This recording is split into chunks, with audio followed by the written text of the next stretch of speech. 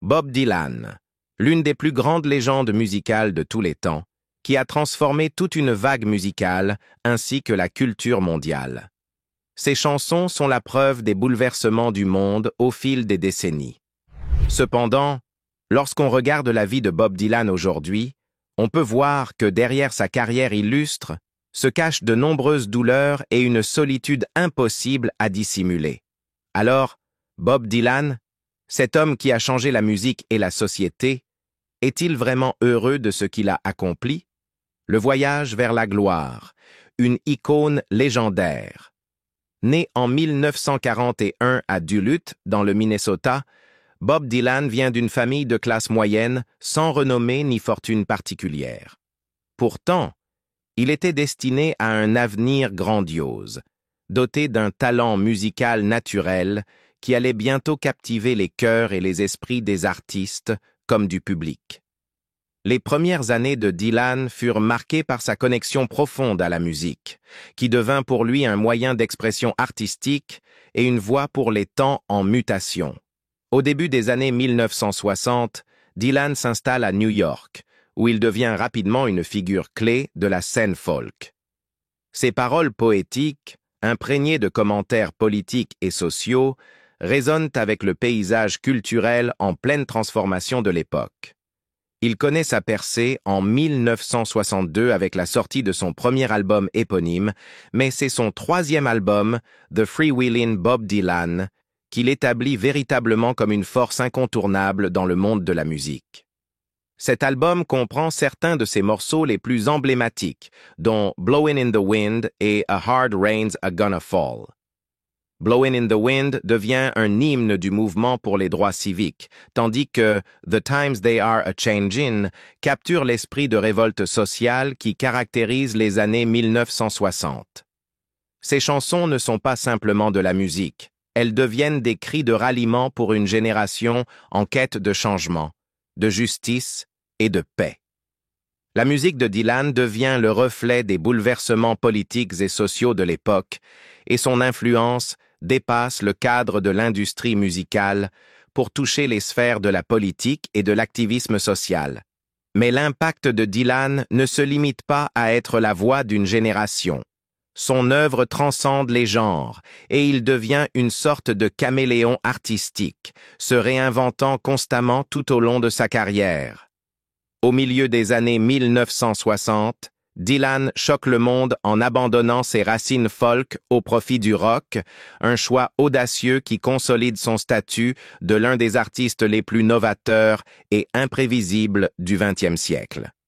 La sortie de Highway 61 Revisited, qui comprend le morceau révolutionnaire Like a Rolling Stone, marque une nouvelle ère dans sa carrière.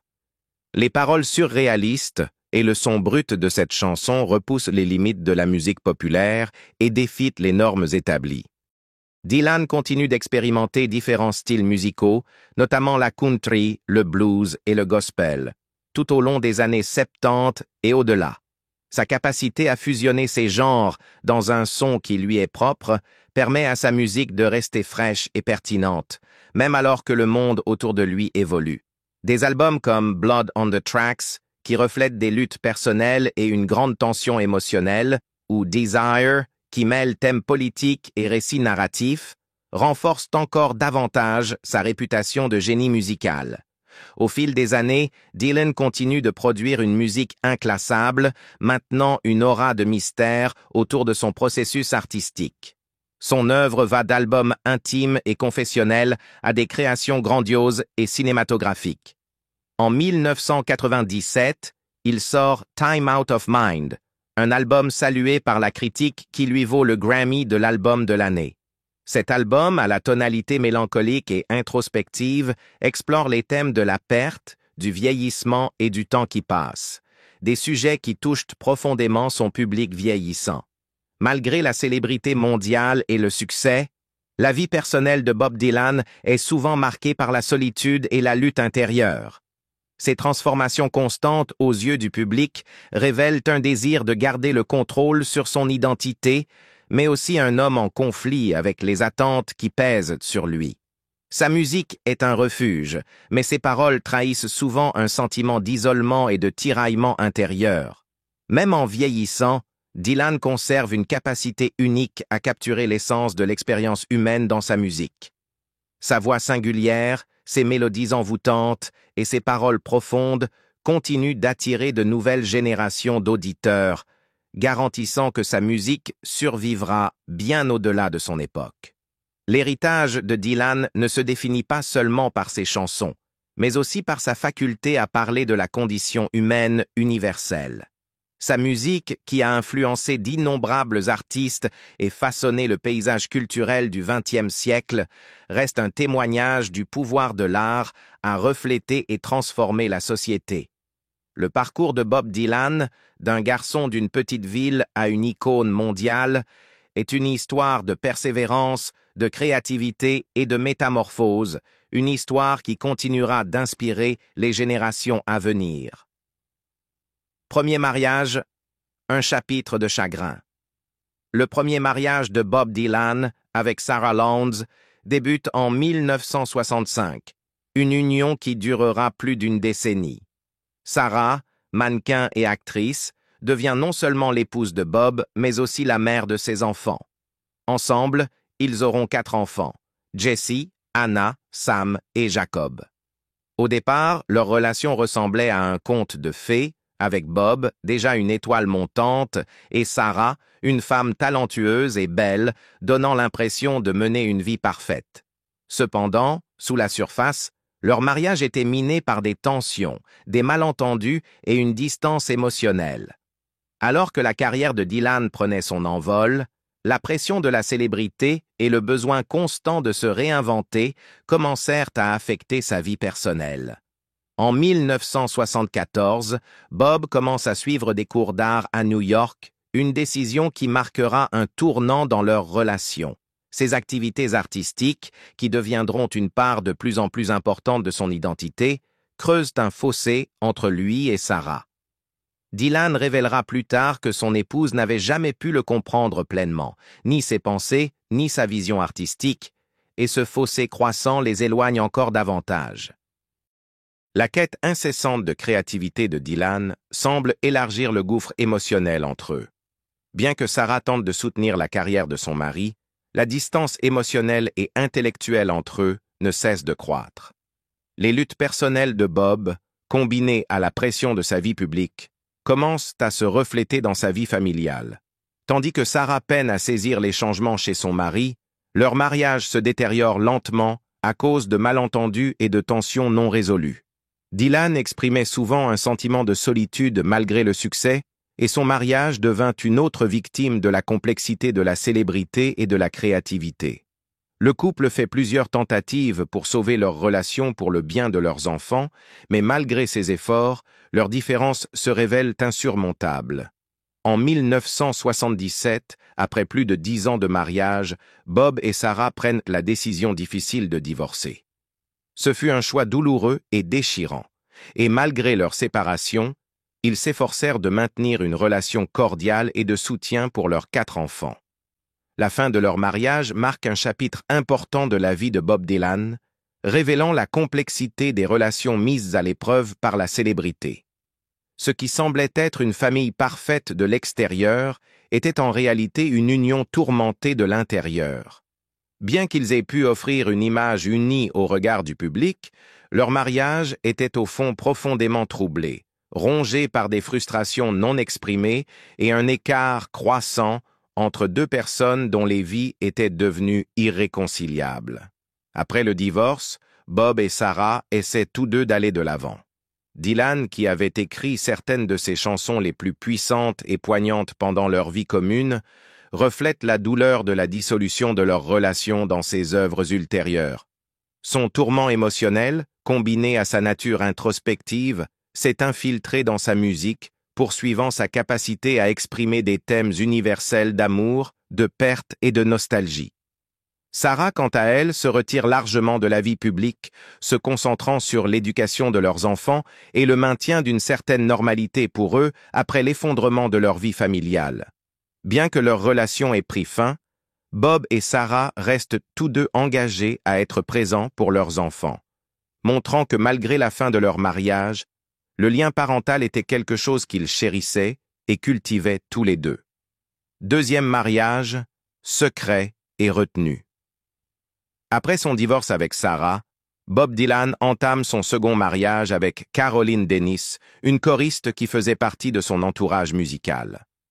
Leur relation, contrairement à son premier mariage, est restée en grande partie privée, attirant peu ou pas d'attention publique.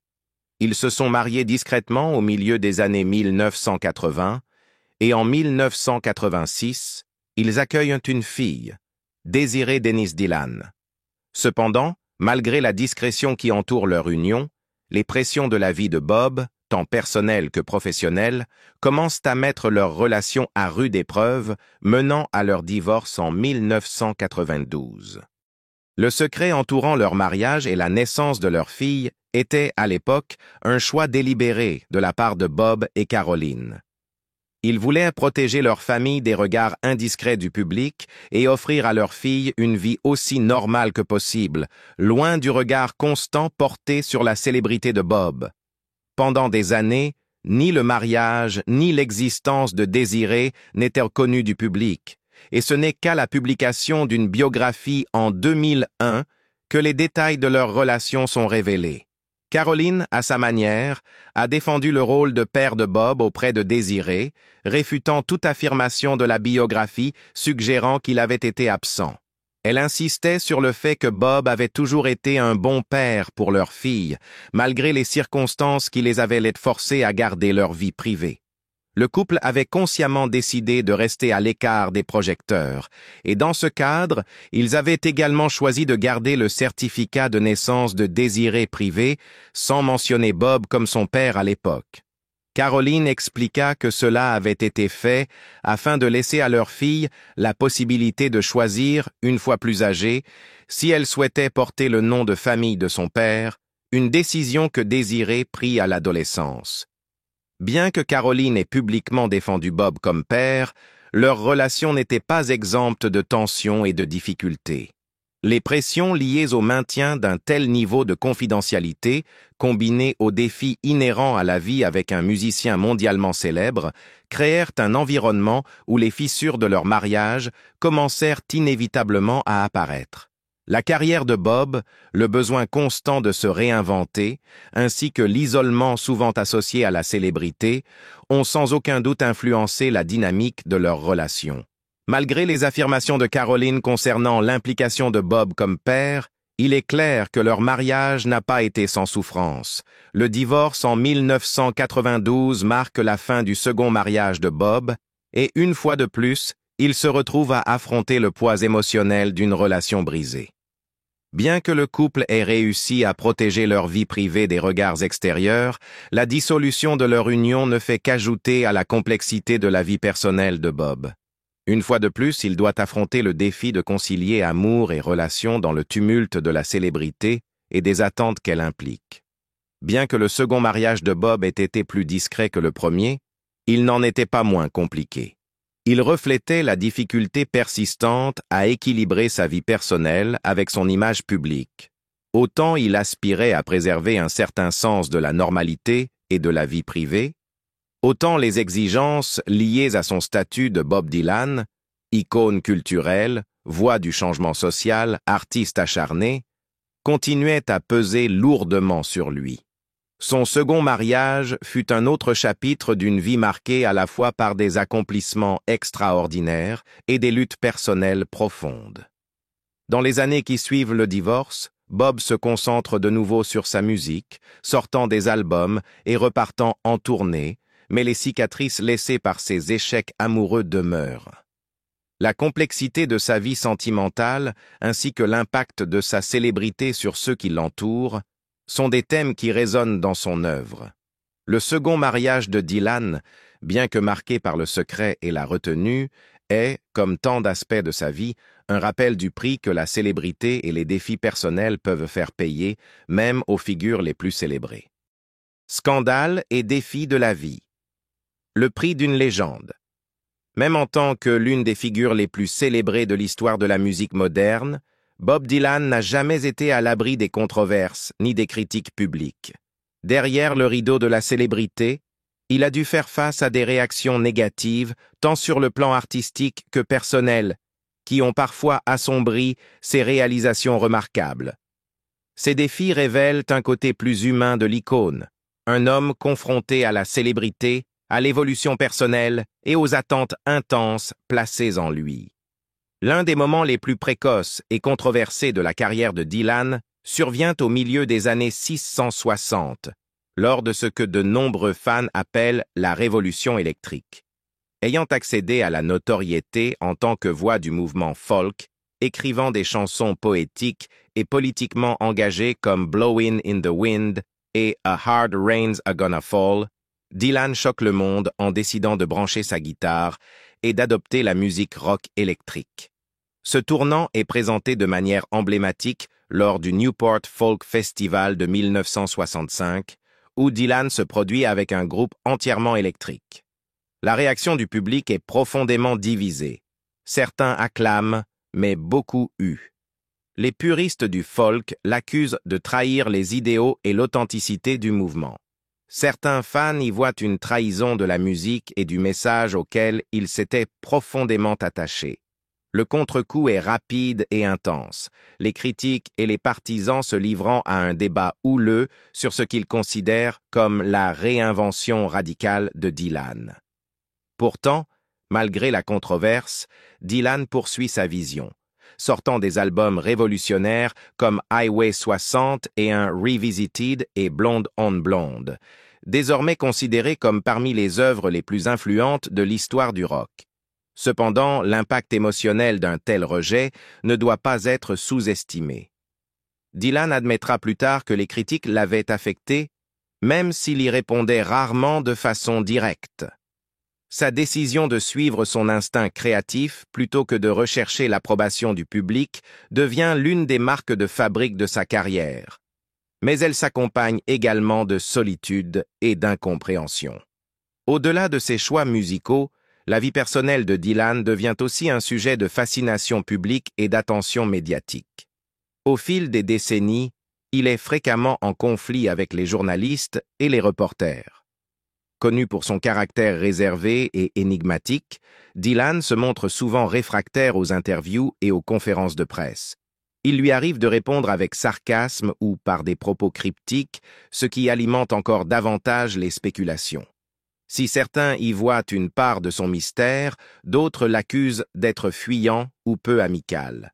Dans les années 1980 et 1990, des rumeurs commencent à circuler sur les relations personnelles de Dylan. Bien qu'il y réponde rarement, il devient l'objet de l'attention des tabloïds, notamment autour de supposées relations en dehors de ses mariages connus. Aucune confirmation publique n'est jamais faite. Mais ces récits ajoutent une nouvelle couche de complexité à la vie de Dylan sous les projecteurs. Pour un artiste attaché à sa vie privée, ces spéculations constantes sont sans doute épuisantes. L'un des défis les plus ardus que Dylan ait dû affronter est peut-être le fossé grandissant entre son moi privé et son image publique. À mesure que sa célébrité grandit, les attentes placées en lui augmentent également, non seulement en tant que musicien, mais aussi en tant que symbole. Les fans projettent leurs espoirs, leurs valeurs et leurs idéaux sur lui, oubliant souvent que Dylan est, au fond, un être humain qui évolue avec le temps. Il a un jour déclaré qu'il n'avait jamais demandé à être la voix d'une génération et que ce titre représentait davantage un fardeau qu'un honneur. Ces dernières années, Dylan s'est retrouvé impliqué dans des litiges judiciaires, notamment une affaire très médiatisée apparue dans les années 2020 impliquant des accusations vieilles de plusieurs décennies.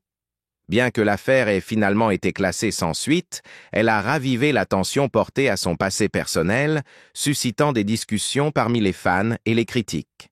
Dylan et son équipe juridique ont fermement nié toutes les accusations et l'affaire a été réglée sans aller jusqu'au procès. Néanmoins, cet épisode a rappelé les défis liés à une vie publique qui s'étend sur plus d'un demi-siècle. La vie solitaire de Bob Dylan. Malgré 2 mariages et plusieurs relations amoureuses, Bob Dylan n'a jamais véritablement trouvé le bonheur durable.